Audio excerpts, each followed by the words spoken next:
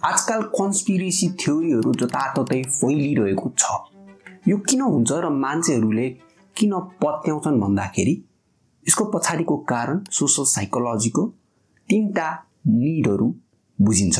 एउटा भनेको epistemic need, अर्को भनेको एक्जिस्टेन्शियल निड र फाइनल निड भनेको social need. First need epistemic need भनेको के हो भन्दाखेरि क्राइसिसको समयमा चाहिँ हामीलाई क्ल्यारिटी चाहिन्छ।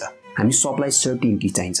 यसको मिनिङ के होला हैन, यसको अर्थ के होला, के भइरा होला, कसले गरिरा होला भन्ने क्वेशनको हामीलाई एन्सर डेस्परेटली चाहिन्छ र यस्तो थ्योरीहरूले मान्छेलाई चाहिँ एक हिसाबको सर्टेनिटी दिन्छ। र दोस्रो कुरा भनेको एक्जिस्टेन्शियल निड कसरी फुलफिल हुन्छ भन्दाखेरि कुनै पनि प्रब्लमको क्राइसिसको हामीले सोर्स थाहा पायौँ भने हाम्रो एक्जिस्टेन्समा हामीले के गर्न सक्छौँ हैन, त्यो सोर्सलाई हामीले उखाल्न सक्छौँ भन्ने मान्छेलाई फिल हुन्छ र त्यो एक्जिस्टेन्शियल निड फुलफिल हुन्छ। र फाइनली भनेको सोशल निड।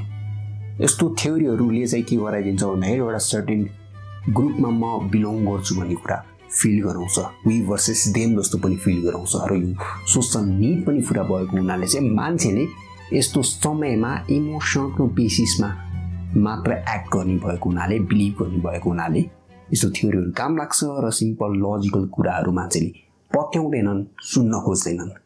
त्यही भएर यस्तो थ्योरीहरू आइराख्दाखेरि हजुरहरू यसको पछाडिको सोर्स के होला, यसको पछाडिको प्रुफ के होला र कस्तो मान्छेले भनिरहेछ भन्ने कुरामा क्वेसन गर्ने, क्रिटिकल तरिकाले सोच्ने बानी राखौँ।